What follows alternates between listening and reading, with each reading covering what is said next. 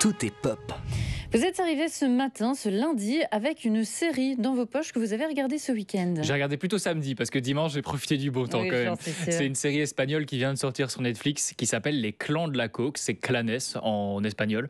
Donc, direction le village de Cambados où on va suivre Anna qui est une avocate très talentueuse qui a décidé de quitter l'un des meilleurs cabinets de Madrid pour repartir à zéro, recommencer une nouvelle vie quoi. On devine aussi qu'elle a des choses à régler, on n'en sait pas trop au tout début. Toujours est-il qu'à son arrivée, elle fait beaucoup parler d'elle et elle attire notamment l'attention de Daniel. C'est le fils d'un grand trafiquant de drogue, le chef du clan Padine, et il gère les affaires du cartel en attendant que son père sorte de prison. Et il décide d'embaucher Anna comme avocate. Et puis très vite, leur relation va devenir un petit peu plus sulfureuse. Bon, ça tourne un petit peu à l'eau de rose, c'est une histoire d'amour, ça. C'est un petit peu une histoire d'amour, mais avec en plus des jeux de pouvoir, des secrets, des trahisons, de la vengeance. Bref, c'est tout ce qu'on aime dans ce genre de série. On pourrait parler de sorte de Roméo et Juliette version cartel espagnol. Et c'est vrai que c'est très difficile de décrocher parce qu'il se passe toujours un truc. Alors je dis Roméo et Juliette, c'est pas la même fin. Voilà, je vous rassure, il n'y a pas de spoiler là-dedans. J'ai bien aimé moi cette relation entre Anna et Daniel. On comprend vite que lui est plutôt une espèce de mec un peu, il en fait qu'à sa tête, il s'amuse, il joue avec la police, avec les autorités. Voilà, il prend ça un petit peu à la légère. Elle est plus déterminée avec à nouveau, je vous le disais, cette idée derrière la tête. D'ailleurs, les acteurs sont vraiment top. Ils s'appellent Clara Lago et Tamar Novas. Apparemment, ils sont très connus et appréciés en Espagne.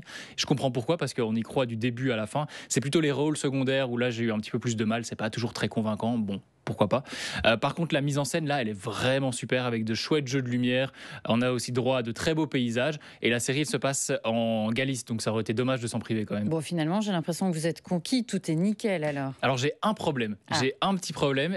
C'est très personnel, mais je trouve que le business du cartel est peut-être un peu trop romantisé / tourné à la dérision. Si on compare avec des séries comme Narcos ou Breaking Bad, ici on est sur quelque chose quand même de beaucoup plus bisounours. Dans les autres séries que je viens de citer, on comprend quand même que la drogue c'est une saloperie et qu'on rigole pas avec ça quoi. C'est quand même c'est dur quoi. Bon, là sur les Clans de la Coke, pas vraiment. On aurait peut-être pu insister un petit peu plus là-dessus. À part ça, je trouve que la série elle est réussie. On l'attendait pas spécialement au tournant. C'est pas une série qui fait beaucoup parler d'elle et c'est une belle surprise. Ça s'appelle Les Clans de la Coke. Les 7 épisodes de la première saison sont dispo sur Netflix. Eh bien, merci beaucoup Alexandre. Bon, je ne suis pas sûre de regarder ça ce soir. Le beau temps qui nous attend. Pourquoi pas. Mais je vous promets que je vais y jeter un œil. Vous m'avez donné envie. Vous l'avez promis, hein. Oui. La Belgique vous a entendu. Oui. 6h50.